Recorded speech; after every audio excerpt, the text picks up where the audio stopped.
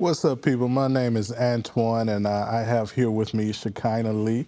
Hey, hey, hey. Listen, and we're back with another episode of Thursday with a Therapist. And today's topic is self-care. I think that's an important topic because if you're not taking care of yourself, who's going to do it? Now, what are we doing? Yeah.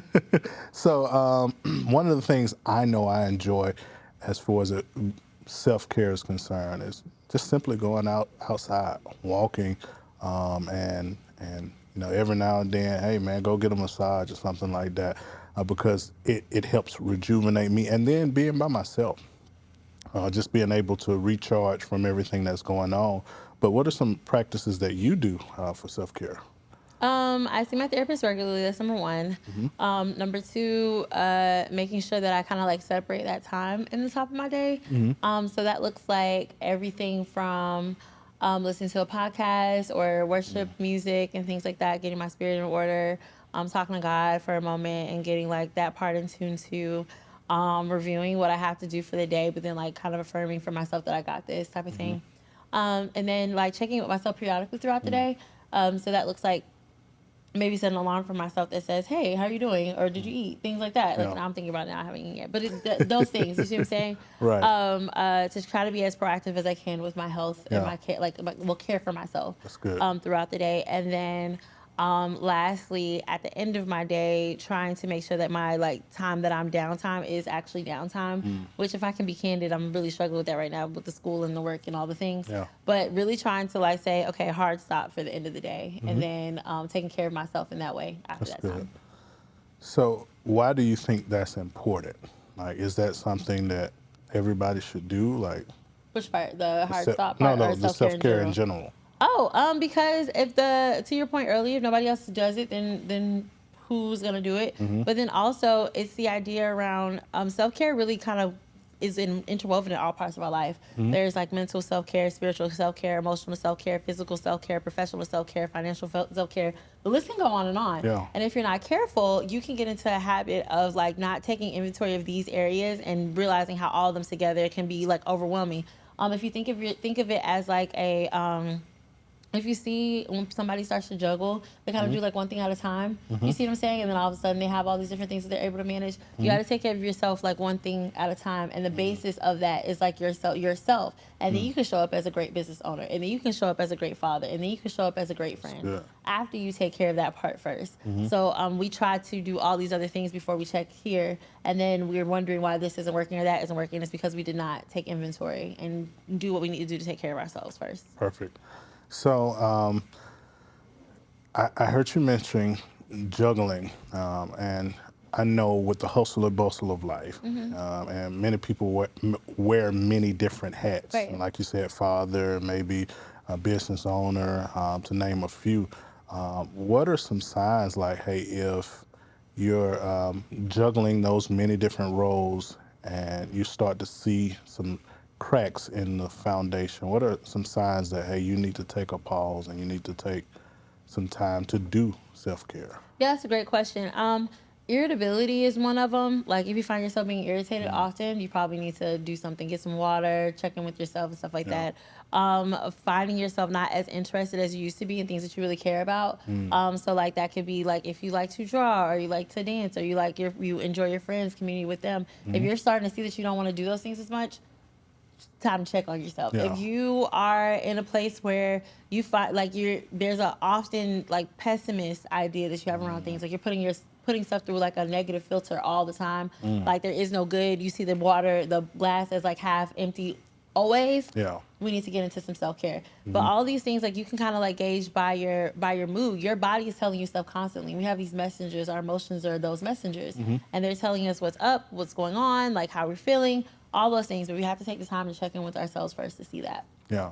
And that's another good thing. Like we are receiving communication from our body. Yes. And even body language and how you present yourself in a certain surrounding or setting is so important. And so, like, what are some ways that people can be more in tune with their body? Like, hey, this is what's being said to me. This is what, like, I'm stressed right now, like type of deal.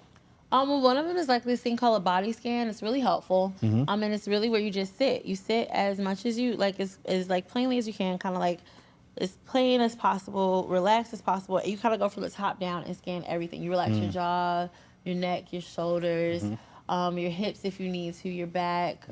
Relax your knees, wiggle your toes, stretch out your fingers, relax your elbows. Get that whole entire thing, a full body scan. And then once you do that, you can kind of like identify like, okay, if my shoulders were tense, why? You know? Yeah. Yeah. There's another thing that I love to use is the idea of stop, check, and reflect. Stop whatever you're doing. Check with yourself, like checking your physiological signs. Like, are my palms sweaty? Is my heart racing? Is my stomach hurting? Like, is my head hurting? What are the things that are going on with my body? What is it trying to tell me? And then reflect. Look all the way around you and see, like, okay, if my palms are sweaty, my chest is hurting, my head hurts. What around me is causing this, and what can I control and not control in this situation? You might not be able to control a very overwhelming like social setting or something like that that's leading you to that space, but you might be able to control. Okay, I need to go to the bathroom and like do some deep breathing exercises for a moment before I bring myself back here. Or you might be in a heated discussion and stuff like that with someone that feels really getting that fight or flight response activated for you. Okay, maybe we need to table this conversation for a later time in the day or for tomorrow so that I can get myself together before I present myself in this space. But all those things are where we can start to check those messengers and let them tell us what we need right then and there and what that looks like. And I think the biggest key with self-care is to be proactive about it instead of reactive. That check-in should be built in your day already. That alarm I was telling you about at 12 o'clock that says, like, how are you doing? Did you eat today? That should already be there because there's oftentimes days where I'll be like, pew, pew, pew, and I forget, what to do and how to take care of myself. So, like, having that in place already is how we can be proactive in that way. It really sounds like you're saying that the best way that you can do self-care is being self-aware. Yeah. Yeah. Yeah. And so that spending time with yourself is important. How would you advise the people who are listening and wanting to know, like, gauge whether they're actually being self-aware? Like, how would you advise them to begin to tackle that component? Well, if you're asking yourself whether or not I'm self-aware, you need to partner with somebody else that knows the answer to. And I know I keep plugging therapy, but again, therapy, No, that's for what sure. therapist is for. You see what I'm saying?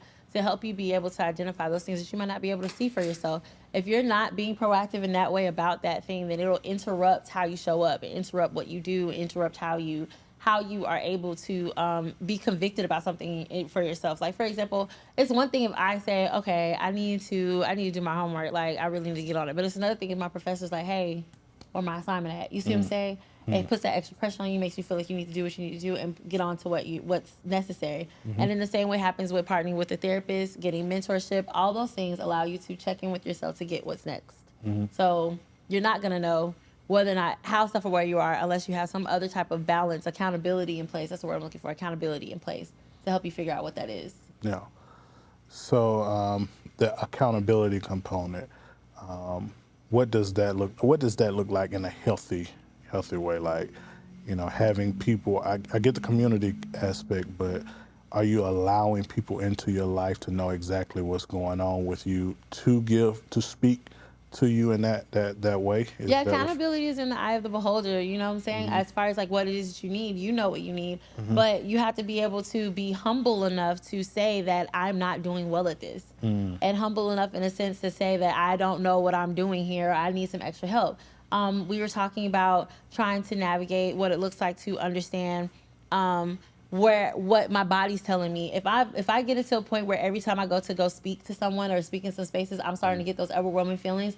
Yeah, I need some support with that because that's something I'm consistently struggling with. You identify those things, those areas of opportunity for growth and areas of opportunity to speak with someone about the growth that's needed when you are noticing something that's happening consistently. If I keep having struggles with people at my job, like I keep getting into it with people at work, okay, this is the area of opportunity. I need to partner with somebody to help me navigate this space. If I keep feeling like, not really motivated, quitting things before I start and stuff like that, okay, I need to talk to somebody about motivation because clearly that's where I'm struggling at. What are the consistent patterns that you're seeing with your life? And again, it brings back to that idea of being proactive with your self-care so you can figure out what those are so then you can communicate it to somebody so they can start to hold you accountable. Yeah, that's very good.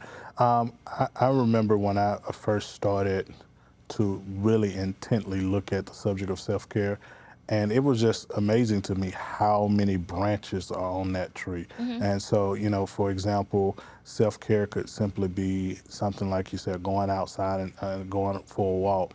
It can be eating a healthy meal. It could be going to the store and buying a new outfit. It could be going to the barbershop or to the salon and getting your hair done. So for those people who maybe even have a narrow vision of self-care, how do they work to expand that? Is there any resources that they can tap in and that'll like outline exactly what categories fall up under self-care? Yeah, so if you go to like if honestly if you hit me up, I can send you this. But there's a self-care assessment that Oh exists. wow, I didn't And know you can that. take a whole entire assessment and it goes for each and every area. And I think the bigger thing is like people understanding. I think those things are great introductions to self-care, like the barbershop, like getting your hair cut, like eating a healthy meal. All these things are great introductions, but the consistency of it is going to be from a internal change to the inside out. Like Okay. your perspective about who you are as somebody physically has to change in order for you to see real change in that space. Your perspective about who you are financially has to change in order for you to see real change in that space. It is going to come from those consistent reminders every single day about who you want to be as it relates to my finances, who I want to be physically, who I want to be mentally, who I want to be spiritually, and all that stuff falls underneath the realm of keeping a consistent self-care routine for those areas. Okay. And so would it then start at the point of knowing who you want to be? Literally, yeah. Yeah.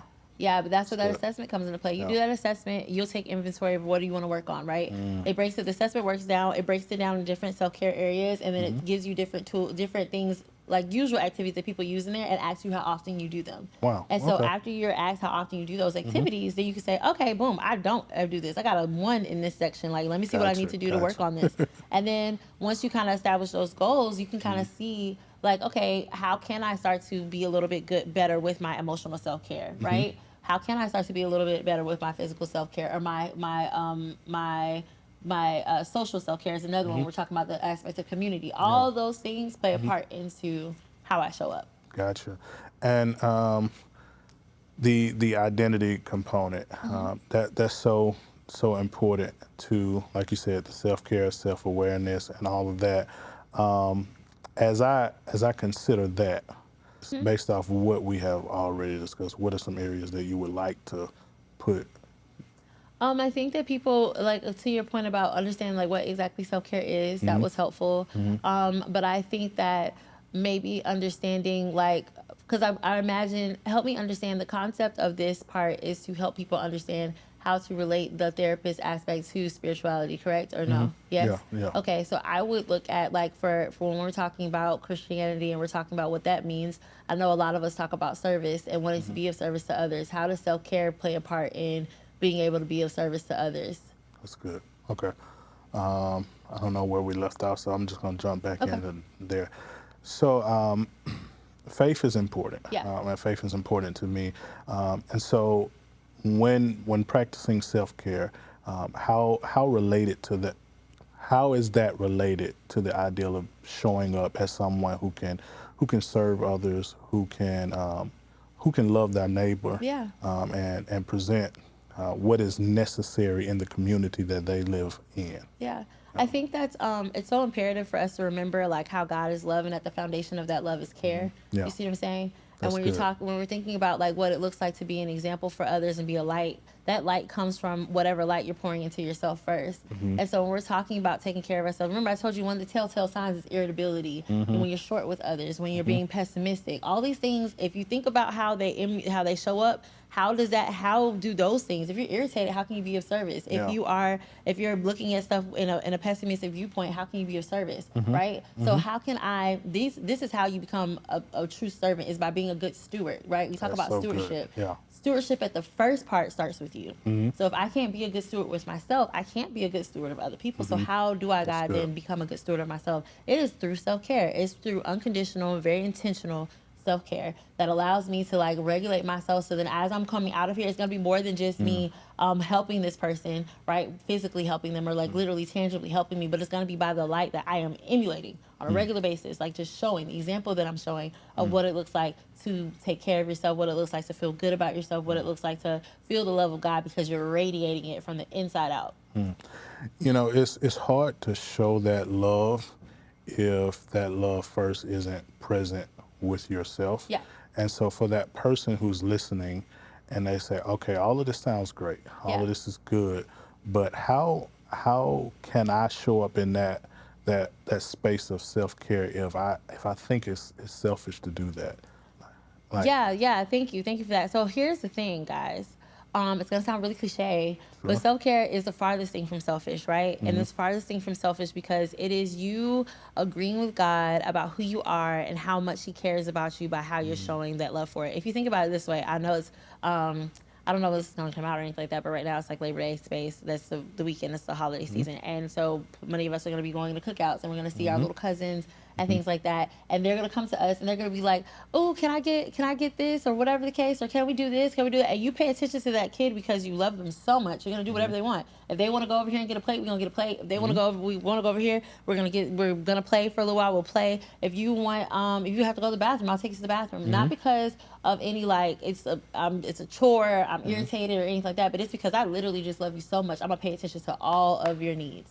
That's the same way God loves us, and that's the same way we need to love ourselves. That's good. Pay attention to ourselves enough to to show up for all of our needs, and that's how it's not selfish. It's not selfish in a way because I can't pour from an empty cup. I can't be of service to anybody. You see what I'm saying? Yeah. I've seen what it looks like when I'm not taking care of myself, and it's not good for anyone. Yeah. So I rather take care of myself so that I Right. can show up the way I need to in other spaces. The love, that care, that smile I have is not because of some immediate quick fix or anything like that. It's because of this radiating unconditional love and joy and peace that I found because of the time that I spend loving on myself and That's good. letting God remind me of that love that I deserve. If you're struggling in that way, go look to the book that tells you what it is, who you are, and what that looks like, how much He loves you, how much He cares for you. Like the understanding of like, I sacrificed my entire son for your life. I love you just that much. And even then, I know the hairs on your head. You see what I'm saying? I know what you need. I provide for you just as much as I provide for a sparrow. Like think about a bird. They don't be standing asking